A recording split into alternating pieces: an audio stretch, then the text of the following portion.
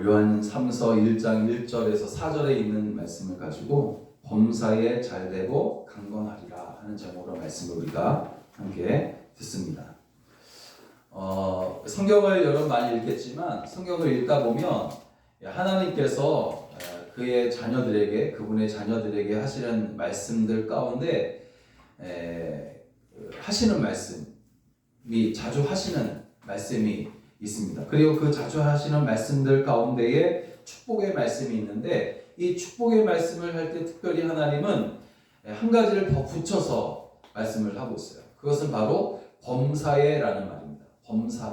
범사라는 말씀을 하나님은 그분의 백성들에게 축복의 말씀을 하실 때 꼭 같이 붙여서 하신 것을 볼 수가 있어요. 왜 하나님은 이 범사에라는 말씀을 축복의 말씀, 즉 형통하리라, 강건하리라, 은혜 베풀리라, 잘되리라 하는 이 말씀 앞에 범사에라는 말을 왜 쓰시는 것일까라는 생각을 우리가 해보게 됩니다. 창세기 24장 1절을 보면 여호와께서 그의 범사에 복을 주셨더라, 그렇게 말씀하셨고, 창세기 39장 23절을 보면 여호와께서 그의 범사에 형통하게 하셨더라, 그렇게 나와 있습니다. 그리고 오늘 본문 요한 3서 1장 2절에서도 내가 범사에 잘되고 강건하리라, 할렐루야, 그렇게 말씀을 하고 있어요. 그런데 하나님이 범사에 복을 주시고 범사에 형통하게 하시고 범사에 잘되게 하시고 강건하게 하신다라는 것은 우리가 복을 받기 전에 먼저 우리에게 복을 주시는 하나님이 어떤 분이신지를 알려주고 있어요. 왜 하나님은 범사에라는 말을 쓰실까? 범사에라고 하시는 이 말씀을 쓰시는 이유는 무엇일까? 그것은 바로 하나님이 먼저 상황이나 환경에 의해서 규정되거나 제한되지 않는 분이다, 영원하신 분이다, 성실하신 분이다, 처음과 끝이 똑같으신 분이시다 라는 사실을 우리에게 알려주는 단어가 바로 범사에라는 단어라는 사실을 우리가 깨닫게 됩니다. 그러므로 우리가 이렇게 범사라는 말씀의 참뜻을 이해하고 그것을 믿는다면 우리 역시 상황이나 환경에 구애받지 않고 감사하고 기뻐할 수 있게 될 줄로 믿습니다. 즉 하나님이 기뻐하시는 성도가 될 수 있다는 것을 말하는 것입니다. 범사라는 말씀이 무엇에든지 제한받지 말 것을 당부하실 때 하신 말씀이라면 그것은 반드시 우리가 순종해야 하는 아주 중요한 그런 말씀일 것입니다. 그러면 우리가 어떻게 해야 범사에 잘되고 강건하게 살 수 있을까? 어떻게 하나님께서 우리에게 범사에 강건하고 잘되고 그렇게 되기를 원하시는데, 그러면 우리가 어떻게 해야만 이렇게 하나님께서 주시는 범사에 주시는 그 복을 우리가 받을 수 있겠는가 하는 것이에요. 첫째는 범사의 그를 인정해야 된다는 겁니다. 범사의 그를 인정하는 거예요. 그래야만 우리가 범사에 잘되고 강건할 수가 있는 거라는 거죠. 잠언서 3장 6절 말씀을 보면 너는 범사의 그를 인정하라, 그리하면 내 길을 지도하시리라 말씀이 나와요. 범사라는 말은 계속 말씀드리지만 모든 시간, 모든 순간들, 모든 환경, 모든 형편, 그 모든 것을 다 말하는 것입니다. 우리가 살아가는 모든 순간들을 범사라고 말하는데, 영어 성경에서는 이 범사라는 말을 뭐라고 해석을 하냐면 너의 모든 길들이라고 말하고 있어요. 너의 모든 길들. 결국 너의 모든 길들 위에서 빠짐없이 하나님을 인정하라 하는 말씀입니다. 신앙생활이 우리가 즐겁지 못한 이유가 있어요. 네가 신앙생활이 항상 기뻐하고 즐거워하고 감사하고 막 그래야 되는데 왜 그렇게 되지 못할까? 그것은 하나님을 예배 시간에만 인정하고 나머지 시간에는 인정하지 않고 있기 때문이에요.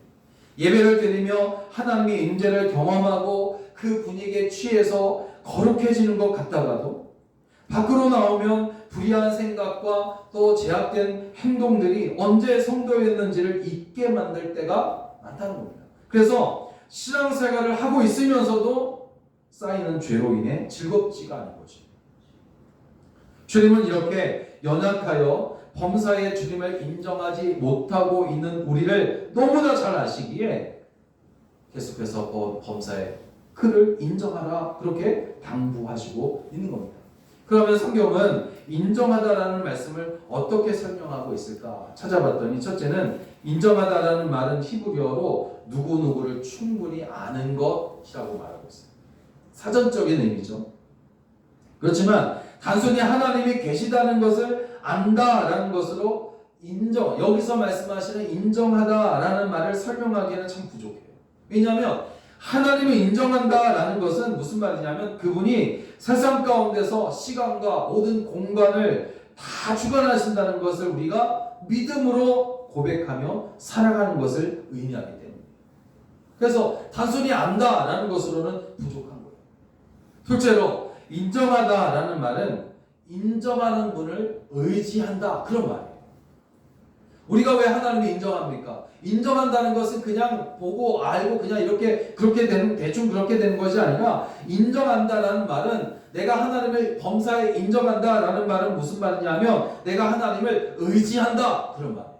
의지한다.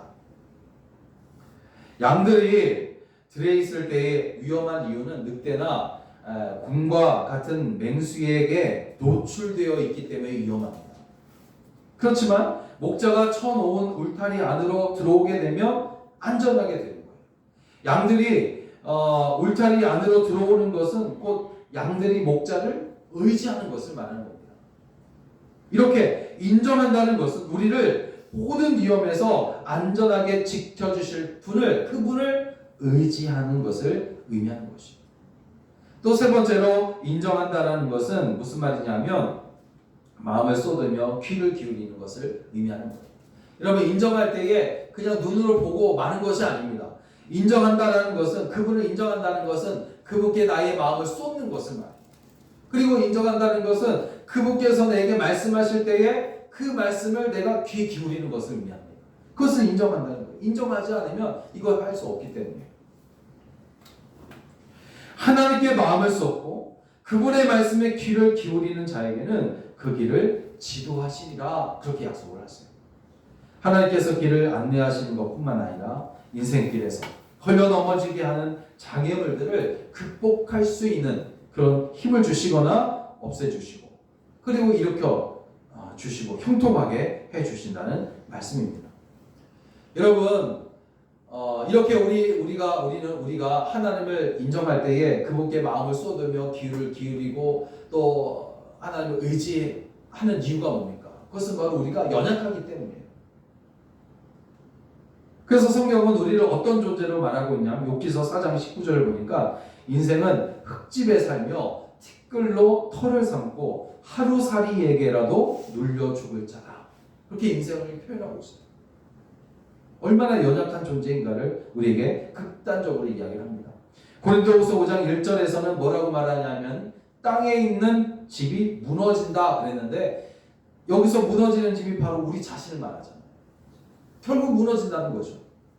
여러분, 인간은 누구를 막론하고 모두가 다 무너질 흙집과 같으며 하루살이에게라도 눌려 죽는 아주 무력한 존재다라는 사실을 일깨워줍니다. 그래서 범사에 하나님을 인정하고 범사에 하나님을 의지하며 모든 길을 맡겨드리지 아니하면 언제 늑대나 곰과 같은 맹수가 덤벼들어서 우리의 몸과 우리의 영혼을 상하게 할지 모른다는 거죠. 여러분, 하나님을 인정한다는 것은 하나님을 충분히 알고 또 그 울타리가 되시는 하나님을 우리가 의지하고 그분에게 우리의 마음을 다 쏟고 또 귀를 기울이는 것을 의미합니다. 그리고 이것을 어떻게 하라고 합니까? 범사에 하라고 합니다. 범사에. 하나님을 인정하며 살아가는 삶은 뭐냐면 입었다 벗었다 할 수 있는 그런 옷과 같은 것이 아닙니다. 끊임없이 흘러가는 강줄기와 같아야 된다는 거죠. 성도에게 있어서 여러분, 하나님을 나에게 가끔 오셔서 조언하는 어떤 조언자나 어디 갈 때만 사용하기 위해서 펴놓는 어떤 내비게이션과 같은 분으로만 생각해서는 결과 안 돼요. 하나님은 나의 처음과 끝이 되시는 분으로 언제나 함께 하시는 분으로 범사에 인정하게 되시기를 주의 이름으로 부탁을 드립니다. 그래서 여러분 주님 안에서 항상 평안하게 되시기를 주의 이름으로 축원합니다.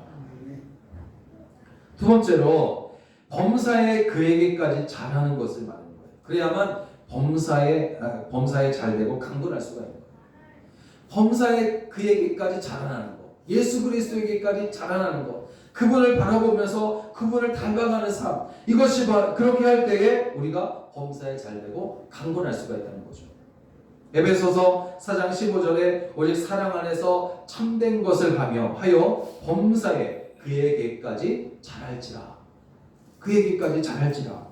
이 말씀 우리가 조금 생각해 보아야 할 말씀인데, 왜냐하면 성도는 그에게까지, 즉 예수 그리스도에게까지 자라야 된다. 물론 여기서 이 자라야 된다는 것은 닮는 것을 말하는 거예요. 우리가 예수가 되는 것은 아니잖아요. 예수가 될 수는 없어요. 예수님에게까지 자라나는 것, 결국 예수님을 닮아가는 삶을 살아가야 된다, 그런 말인데, 범사에 자란다, 범사에 잘할지라 하는 말씀은 무슨 말이냐면, 예수 그리스도에게까지 잘해야 하는데 한꺼번에 한순간에 잘하는 것이 아니라 범사에 잘하는 것을 말합니다. 범사에. 다시 말하면 범사에 잘할지라는 것은 계속해서 꾸준히 멈춤이 없이 성실하게 잘해야 하는 것을 의미합니다. 결국 범사에 잘하기 위해서는 예수 그리스도 앞에서 겸손해야만 할 수 있는 것이 바로 범사에 잘할 수 있는 방법이 되는 거예요. 예수 그리스도 앞에서 겸손해야지 교만한 마음이 들어오면 스스로 충분하다고 판단하고서는 어느 지점에서 딱 멈춰 서게 되고, 그때 영혼이 병들게 되는 거라는 거죠. 왜 신앙생활을 오래 하고 하나님의 말씀을 많이 알고 있는 사람인데도 그 신앙이 멈추어 있다라고 느끼는 것일까? 그것은 바로 교만함이 그 마음에 자라고 있기 때문에, 자기도 모르게 교만함이 마음에 자라나고 있는 거예요. 다른 사람보다 성경을 많이 알고 있는 것과 오랫동안 신앙생활을 하고 있다는 것을 자랑하지만 정작 거기에는 예수 그리스도의 죄 사함의 보혈의 흔적을 더 이상 찾아볼 수 없고, 믿음도 순종도 찾아볼 수가 없는 겁니다. 이런 신앙생활을 뭐라고 말합니까? 성경은 바로 쭉정이만 남은 생활일 수밖에 없다라고 말하고 있어요. 전에 한번 말씀드린 적 있어요. 대장암 말기로 병원에서도 포기하고 기로하여 6달 살 수 있다는 시한부 선고를 받은 집사님을 여러 번 이제 신방하고 기도했었던 일이 기억이 납니다. 그렇게 여러 번 계속해서 찾아가가지고 예배도 드리고 기도를 같이 했더니 처음에 약했던 믿음이 점점점 자라면서 하나님을 온전히 의지하는 것이 눈에 보이기 시작하는 거예요. 결국 6개월도 살지 못한다는 이 집사님이 2년 동안 건강하게 잘 사시다가 하나님 곁으로 가시는 그런 모습을 제가 봤습니다. 여러분, 믿음은 어린아이가 자라듯 꾸준히 성장하는 것이고, 나이가 많다고 해서 그것은 예외가 될 수 없습니다. 믿음은 계속해서 성장해야 돼요. 범사에 잘할지라, 다시 말하면 계속해서 끊임없이 성실하게 조금씩 자라나는 것을 의미하는 거예요. 그런데 성장할 때 반드시 필요한 것이 뭐라고 했습니까? 바로 겸손한 마음이에요. 겸손하지 않으면 들은 말씀이라고 괄시하고 다 해본 것이라고 비웃는단 말이에요. 이렇게 교만한 마음은 잘하는 것을 더 이상 못하게 할 뿐 아니라 예수님은 없고 산과 같은 자기 자신만 남을 뿐입니다. 웨슬리 목사님은 이런 말을 했습니다. 그리스도인은 그리스도인으로서의 성화의 완전에 이르기 위하여 그리스도와 끊임없는 관계를 맺어야 한다. 예수님과 끊임없이 관계를 맺기 위해서는 그분 앞에서 겸손해야 가능한 것이지, 교만한 마음으로는 예수님과 관계를 맺을 수 없을 뿐더러 그로 인해 성화에 이를 수가 없게 되는 겁니다. 여러분, 신앙생활은 완성되는 것이 아니에요. 신앙생활이 완성되었다면 여러분 왜 아직도 우리 마음에 용서가 못하는 마음이 있고 참지 못하는 분노가 있고 실망과 좌절이 있고 불순종과 의심과 같은 것들이 남아있는 거냐 이 말이에요. 완성되었다면 그런 것들이 남아있을 수가 없거든요. 그래서 여러분, 신앙생활이란 이런 것 같아요. 교만해지려는 마음을 매일같이 말씀으로 다듬고 예배를 드림으로 아름답게 꾸며가고 만들어가는 과정이 바로 신앙생활이다 하는 것이에요. 유명한 사진작가가 90세가 되던 해에 그동안의 작품을 전시하게 되었습니다. 전시회에 찾아온 후배 사진작가들이 묻습니다. 지난 긴 세월 동안 선생님이 찍었던 작품 중에서 최고의 작품을 저희들에게 한번 소개해 주십시오. 그렇게 말했더니 이 90세의 사진작가가 이렇게 말했다고 해요. 그것은 내가 최고로 여기는 그 작품은 내가 내일 찍게 될 나의 작품일 거다. 그렇게 말했다는 거죠. 내일 찍게 될 작품, 아직 찍지는 않았지만 내일 찍게 될 그 작품이 나의 최고의 작품이다. 그렇게 이야기했다는 거죠.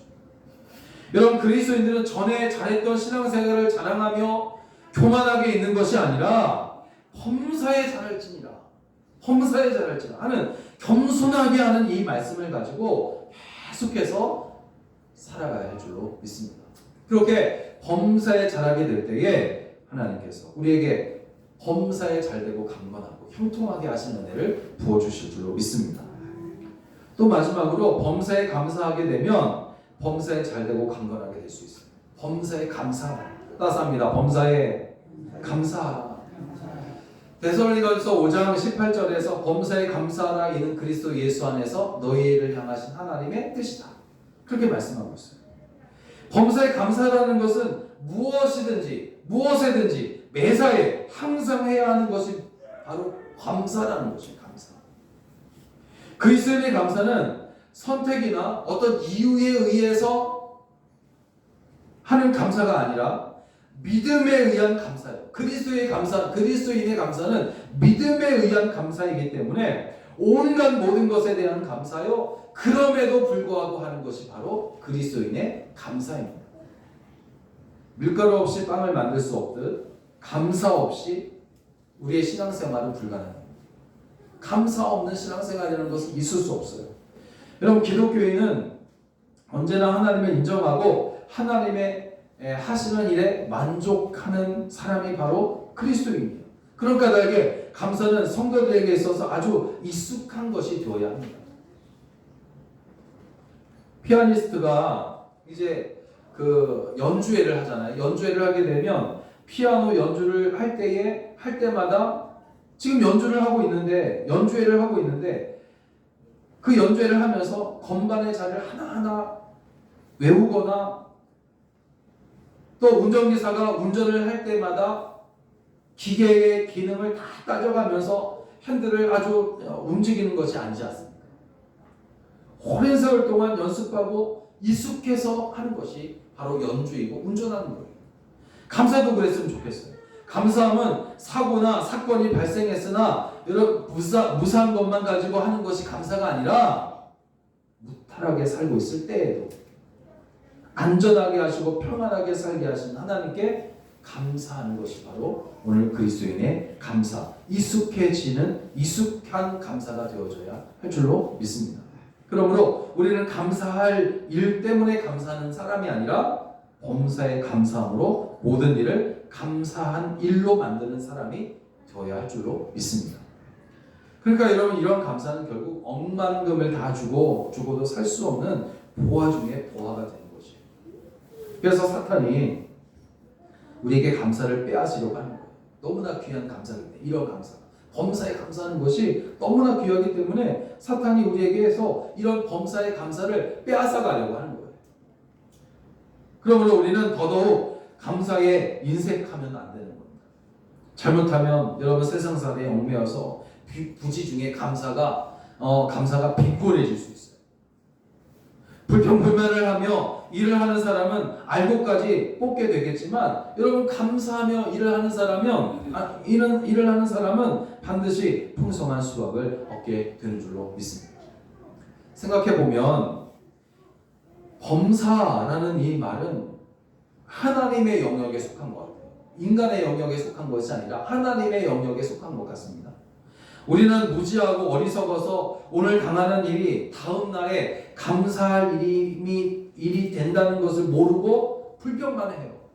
일단 불평하고 봅니다. 섣불리 판단하고는 원망만 하려고 드는 거예요. 그것이 바로 우리의 모습이잖아요. 그러나 범사에 감사하게 되면 어떻게 되겠습니까?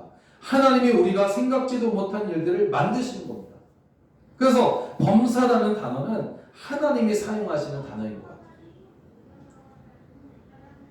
범사에 감사하고 사는 어떤 집사님이 자가용을 운전하고 가다가 딴 길을 가다가 기름이 거의 떨어져서 이제 주유소를 이제 찾아가지고 주유를 하려고 하는데 주유소가 없는 거예요. 그래도 하나님의 선하신 뜻이 있을 것이라 믿고 감사하면서 이제 운전하고 가는데 날이 어두워져요. 그래서 어쩔 수 없이 차를 세워놓고 한 여관에 들어가는데 다음날 차가 없어졌어요. 차가 없어진 거예요. 그런데 도둑이 차를 끌고 가다가 100m도 안 되는 곳에 그냥 차를 세워놓고 그냥 간 거예요. 왜냐하면 기름이 떨어져서, 기름이 없어서.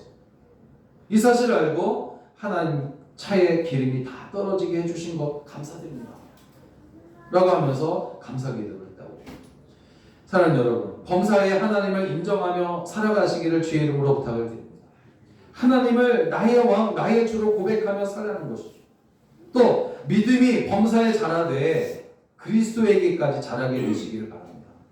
다시 말하면 계속해서 끊임없이 성실하게 멈춤 없이 계속해서 자라나라, 그런 말이에요. 그리고 범사에 감사하십시오. 모든 것이 하나님의 영역이지 우리의 영역이 아니에요.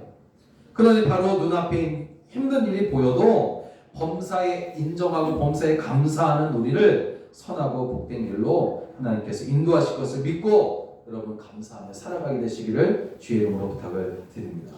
그래서 범사에 잘되고 강건하게 되는 그런 놀라운 박사 은혜가 여러분 가운데 있어지기를 주의 이름으로 축원합니다. 기도하겠습니다.